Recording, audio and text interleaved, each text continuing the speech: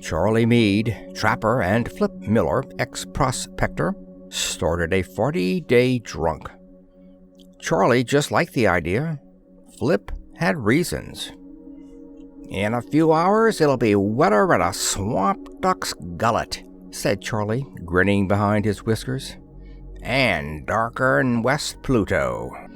Charlie had been trapping otters here for 5 years and accepted the long nights as resignedly as the mud, the eternal fog, and the heat. He poured another glass of Loku, squinted at its blue sparkle in the tube light. The gray mists swirled through the open door and the raw wind whistled through the rusty holes in the wall. Flip leaned back against the bundles of fur and held up 4 fingers. "To hell with the following," he counted. "IMC, radios, fuel tanks, and this soggy planet of yours, Venus." Noted for his wild goose chases and wilder ideas, Flip Miller was always running into trouble. In fact, it was just 2 months ago that the Space Patrol found him marooned in Pallas. He had 1 pint of air left when they found him. Said he fell out of his plane while looking for diamonds. The patrol took him to Mars. There he immediately got in a poker game and made a fortune, and immediately got in another and lost it all. That is, except a doubtful map of a Venusian zonite mine, which nobody else would accept as stakes, which was his reason for being here, if Flip ever needed a sane reason for being anywhere.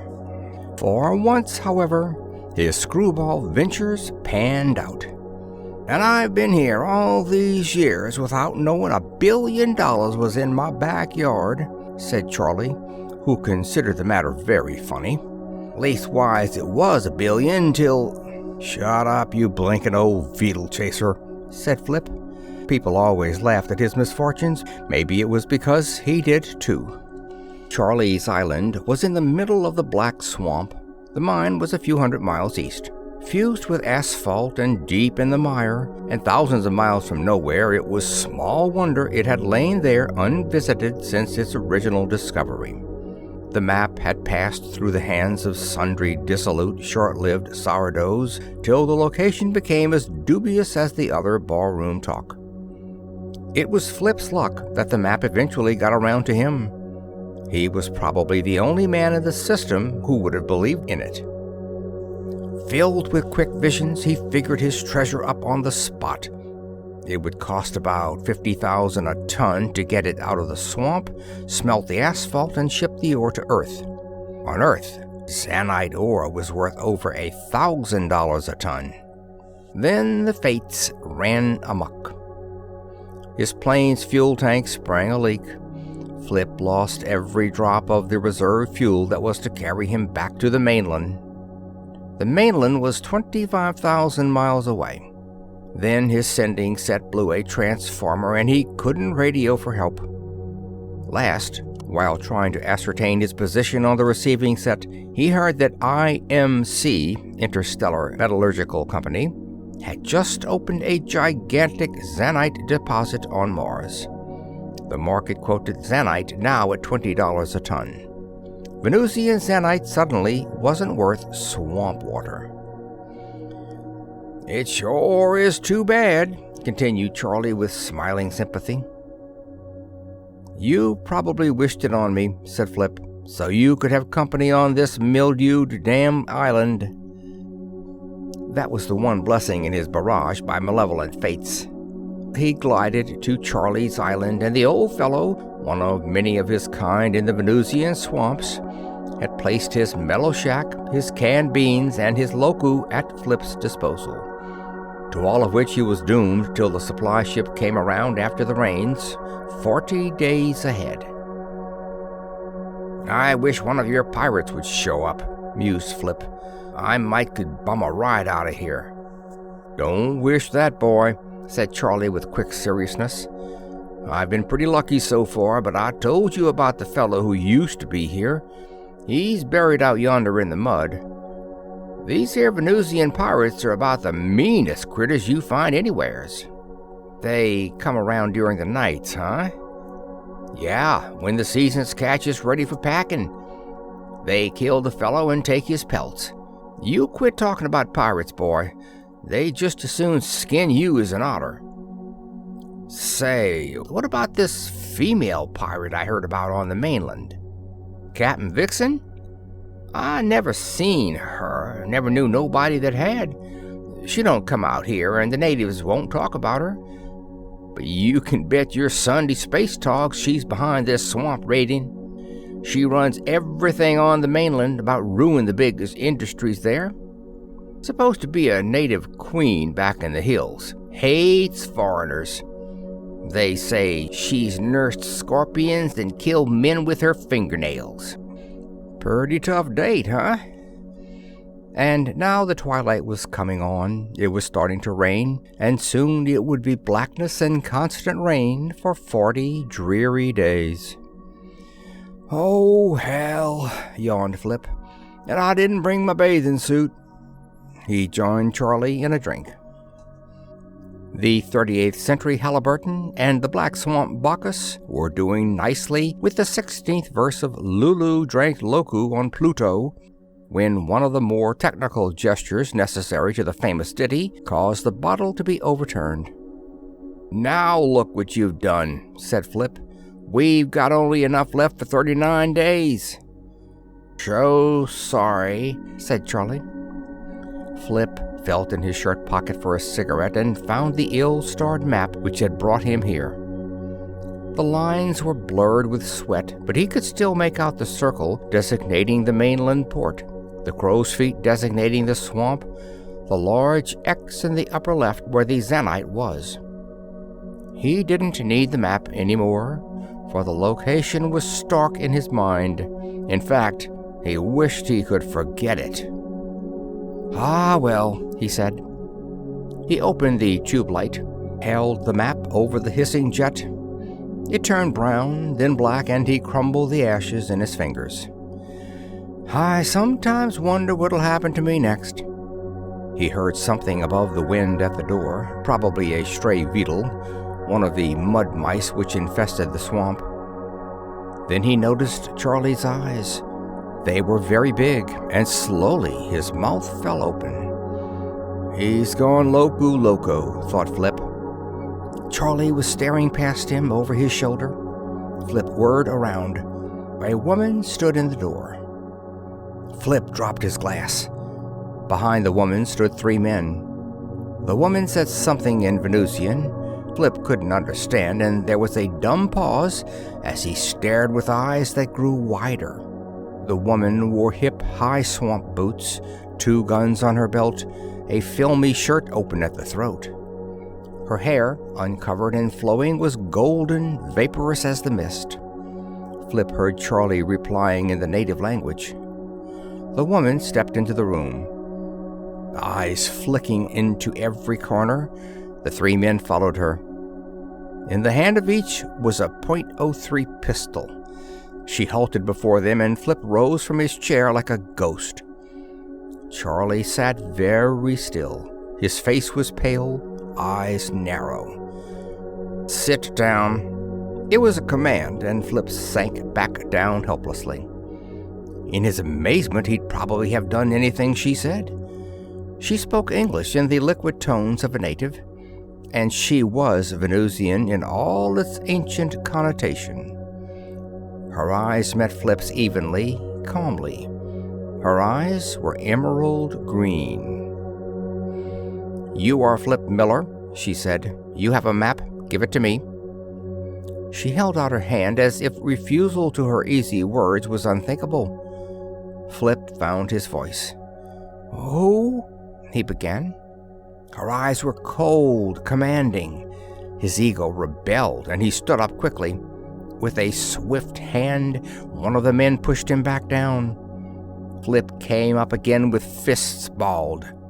A pistol was jabbed in his side. Jupiter's jumpers, cried Flip. What is this? Captain Vixen, breathed Charlie. The .03 gun was persuasive, and Flip sat down. The man was huge, ugly with a welted blue scar across his cheek. He stepped back and stood with feet wide apart, the gun pointed at Flip's chest. Another stationed himself at the door, the other stood behind Charlie. The woman leaned across the table, crossed her legs. "The map?" she said, and produced a cigarette. Bravado was the word for Flip, naturally or a la locu, and forgetting his anger, he struck a match for her. She ignored him, lit the cigarette herself. Without changing his expression, Flip thumped the burning match toward the man with the gun. "So you're Captain Vixen," he said, meeting her gaze. "Perhaps I should ask for your autograph." "I should brand it on your mouth, Earthman. But the map, please." She wasn't beautiful, thought Flip.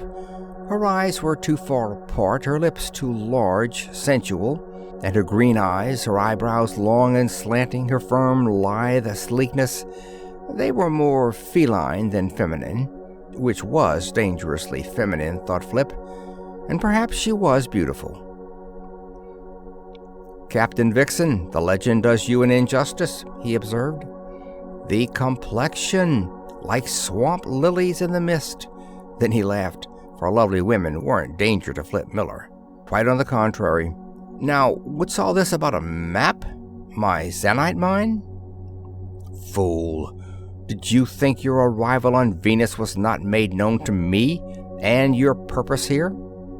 "You followed me to get that map?" Flip threw back his head with mirth. Charlie made shushing noises. But it was too funny, Flip thought. Didn't she know the mine was worthless? She must. But she had come out here after him in person. Perhaps she didn't know the bottom had fallen out of the Zanite market. The woman motioned to the man with the scar. "Search him," she said, smoke curling from her lips. The fellow came forward, reached out a hairy hand. Flip slapped it aside, annoyed. "Oh, drop the mask, Vicky, and let's be friends," he said. "And I don't like the company you keep." "Oh, Lord," groaned Charlie. The man looked at the woman, waited for orders. "I said search him," she repeated. The man holstered his gun, snatched at Flip's collar. The shirt ripped and Flip's fist came up as he rose. Splat! The man staggered backward, hit the wall, and slid to the floor. In the same second, Flip hurled his chair at the man in the doorway. The woman was between him and the other fellow's gun, which probably saved him. He saw Charlie get to his feet as he whirled upon the woman to find her pistol only inches from his belly. Charlie turned upon the man behind him and was struck in the face by a gun barrel. He fell across a pile of fur, was struggling up when the heavy man deliberately placed a foot upon his wrist. Flip heard the bone snap. He ground his teeth in rage, started to lunge at the man, and felt the woman's gun press into his ribs. She had not moved from the table, and her face was calm as ever. She had merely changed the cigarette to her left hand.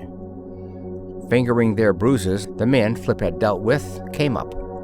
The other had his gun leveled on Charlie. Flip saw the little trapper get slowly to his feet, holding his limp arm. His face was very white. It was then that Flip came quite sober to the situation. Suddenly, he forgot this woman's beauty, and what had been admiration turned to burning hate. He told her so. "For the last time," she said, "I'm asking for that map." Her eyes were green ice, and her hand did not waver on the gun. "I burned the map." "Then you will tell me the location." "I will tell you nothing." "Perhaps we can change your mind," she said. "Bring a rope, Thorg." After being thoroughly searched, they were pushed through the door. Charlie didn't say anything, and Flip knew his wrist must be agony. Twilight had come, the long twilight of Venus, which precedes the longer night, and the mist was wet with drizzling rain. Visibility was poor. Flip could see only a few yards ahead. The sun, never seen on this dark planet, was now below the horizon, leaving a dull gray afterglow like false dawn on Earth. He did not know where they were going, nor what mad torture the woman had conceived. He only knew that hate flamed in his chest, and her white throat in his hands would be a great pleasure. Never before had Flip desired to harm a woman, but never before had he seen one like this. They passed a trim stratoplane, vague in the fog, and Flip discovered how the pirates managed to land so noiselessly. On their craft's power jets were the slim serpentine coils of Doxim silencers, exhaust mufflers banned for years by interstellar law. If only a beetle would crawl in one of those tubes, he thought, it might blow up the ship. Slashing through the rain at Charlie's side, the threatening guns close behind, Flip was jerked from his heated musings by an O3 shot. He whirled around, saw smoke curling from the pistol in the woman's hand.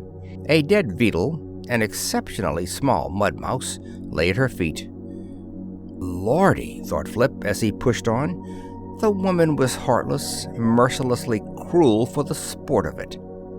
The edge of the little island halted them. Here the rock fell away for several feet to the sickening ooze. Covering half of Venus, it was the black swamp which stretched off in the dismal fog. "Tie a rope around his neck and throw him over," came the woman's impassive voice. "He will become quite loquacious before he sinks." So this was it. Flip looked at Charlie, and Charlie looked at the swamp. Flip followed his gaze, and the dark, vicious mire rippled in a passing breeze, hissed against the rock, and sucked hungrily like a live thing waiting to feed. The swamps were bottomless. The man Thorg, the one who had broken Charlie's wrist, threw a loop over Flip's head, pulled it tight about his neck. Flip fingered the rope and stared at the woman. Would she really do this? And would he talk? No. Damned if he would. He'd sink first. But the mine was worthless. Why not tell her where it was? But he had no reason to expect a lesser fate if he did. Besides, it was a matter of honor now, and he knew one way to enhance that honor. "Hold the rope when you shove him in," said the woman, her eyes mere slits against the mist. "Let him sink slowly." The other two men had their guns trained upon Flip. He met Thorg's beady eyes. "Son of a beetle," Flip said in his face. Suddenly, he swooped down and upward with one long arm. The man was shoved forward to the brink of the rock. He tottered there a long second, waving his arms frantically. Flip sprang toward the woman. Flame burst around him. He wasn't hit. He heard Thorg scream. He crashed into the woman as he heard the splash, more screams. Then there was silence, and he was struggling on the wet rock, the woman fighting like a tiger. Flip found her gun hand, wrenched the weapon from her. He got to his knees. The two men stood before him, one holding his gun on Charlie. They wouldn't fire at Flip for fear of hitting the woman. Flip started to blast them, then turned the pistol upon their Captain Vixen beside him. "Drop your guns or I'll kill her," he said. He leveled his pistol, got to his feet, and backed away from the group. "Take their guns, Charlie," he grinned. "We're not licked yet." "No," said the woman. His eyes flicked to her. She had a pistol in her hand. Flip had his sights dead upon her. Damn, he thought, he'd forgotten she carried two guns. They stared at each other, stalemated. The wind was very still. "I've never killed a woman," Flip said. "I've never killed a man," she said quietly, "before." For the first time, she smiled. Flip's gun was suddenly jerked away. Fire streaked toward him. He heard the crash. She had shot the gun from his hand. End of Part 1.